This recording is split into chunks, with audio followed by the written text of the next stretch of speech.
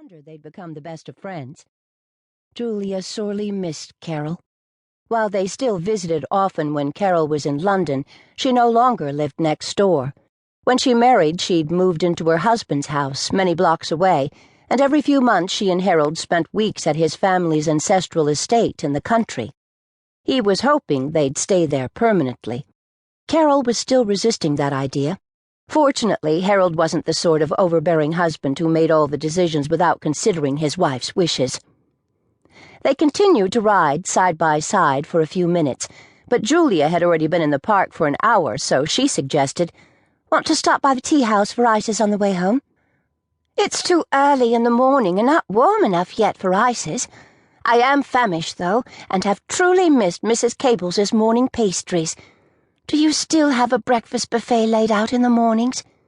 "Of course. Why would that change just because you got married? Harold refuses to steal your cook, you know. I've nagged and nagged him to at least try." Julia burst out laughing.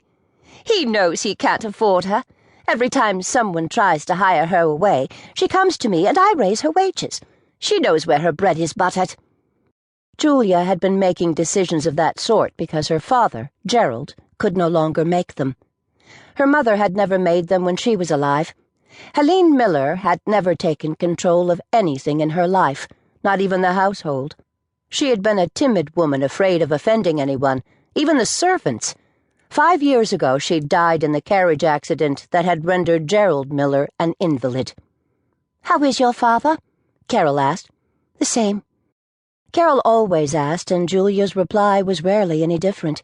"He's lucky to be alive," the doctors had told her after they had shocked her with their prognosis that Gerald would never again be himself. His head had suffered too much trauma in the accident. While his bones, 7 of which had been broken that day, had mended, his mind would never recover. The doctors had been blunt. They'd given her no hope. Her father would sleep and wake up normally. He could even eat if hand-fed, but he would never speak anything other than gibberish again. Lucky to be alive? Julia had often cried herself to sleep recalling that phrase. And yet Gerald had defied his doctor's predictions. One time that first year after the accident, and then every few months after that, he would know, however briefly, who he was, where he was, and what had happened to him. So much rage and anguish had filled him the first few times this had occurred that his lucidity couldn't really be called a blessing. And he remembered. Each time he regained lucidity, he was able to remember his prior periods of mental clarity. For a few minutes, a few hours, he was himself again. But it never lasted for long, and he never remembered anything of the dead time in between. His doctors couldn't explain it. They'd never expected him to have coherent thoughts again. They still wouldn't give Julia any hope that he might someday fully recover. They called his moments of clarity a fluke. Such an occurrence was undocumented, never known to happen before, and they warned Julia not to expect it to happen again. But it did. It broke her heart the 3rd time her father was himself, when he asked her, "Where's your mother?" She'd been warned to keep him calm if he ever woke again, and that meant not telling him his wife had died in the accident. "She's gone shopping today. You know how she loves to shop." He'd laughed. It was one of the few things her mother had been decisive about, buying things she didn't really need.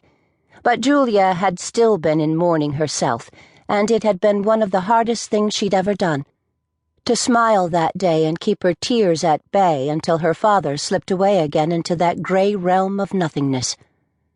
Of course she'd consulted different doctors, and every time one of them told her that her father was never going to recover, she'd dismiss him and find a new doctor. She stopped doing that after a while. She'd kept the last one, Dr. Andrew, because he'd been honest enough to admit that her father's case was unique.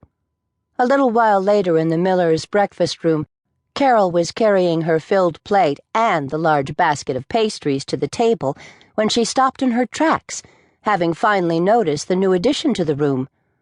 "Oh, good Lord! When did you do that?"